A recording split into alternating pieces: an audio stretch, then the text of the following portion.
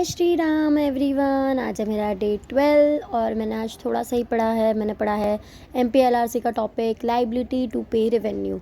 ये दिया है सेक्शन 58 में। इसके छोटे से इंट्रोडक्शन की बात करते हैं तो कौटिल्य चाणक्य का ये कहना था कि जो टैक्सेशन होता है वो एक ऐसी सोर्स होती है गवर्नमेंट की जो गवर्नमेंट को स्ट्रॉन्ग करती है। मतलब स्ट्रेंथ ऑफ गवर्नमेंट होती है। वो लोग जितना भी टैक्स देते हैं कहीं ना कहीं वो गवर्नमेंट के लिए एक बेनिफिट होता है। वो कहते हैं, कौटिल्य चाणक्य कहते हैं, to ensure public welfare national development. और गवर्नमेंट उसका क्या करता है, गवर्नमेंट जो टैक्स का पैसा हम देते हैं उसको यूज़ करता है पब्लिक के वेलफेयर के लिए, नेशनल डेवलपमेंट के लिए, रेलवेज, रोडवेज एक्सेट्रास के लिए।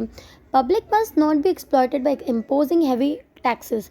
अगर गवर्नमेंट टैक्सेस ले रहे हैं तो इसका मतलब ये नहीं है कि वो हैवी अमाउंट ऑफ टैक्सेस ले लें, इतना टैक्स लें जितना इनकम ही नहीं हुई इंसान की, इससे ज़्यादा।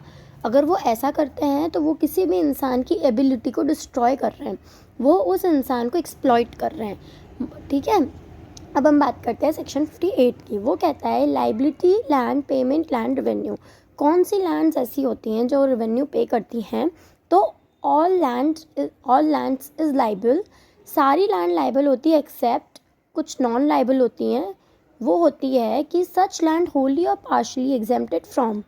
वो लैंड जो आधी, होली मतलब पूरी, या पार्शली एग्जेम्प्टेड मतलब हटा दी गई हैं या मना कर दिया उन लैंड्स को अंडर कोड, स्पेशल ग्रांट्स या फिर कॉन्ट्रैक्ट विद स्टेट में।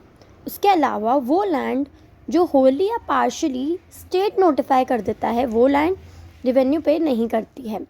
सेकंड, इसी का 58A कहता है सेक्शन, ये बाद में ऐड हुआ था अमेंडमेंट से। ये कहता है exempted from payment land revenue. No land shall pay revenue. ऐसी कोई भी लैंड को रेवेन्यू नहीं पे करना है जो लैंड एग्रीकल्चर पर्पस के लिए यूज़ करी जा रही है 2 हेक्टर्स तक, और भले ही वो नॉन एग्रीकल्चर लैंड भी हो बट स्टेट ने उसको नोटिफाई किया है कि उस लैंड पर टैक्स नहीं रहेगा, मतलब रेवेन्यू नहीं लिया जाएगा।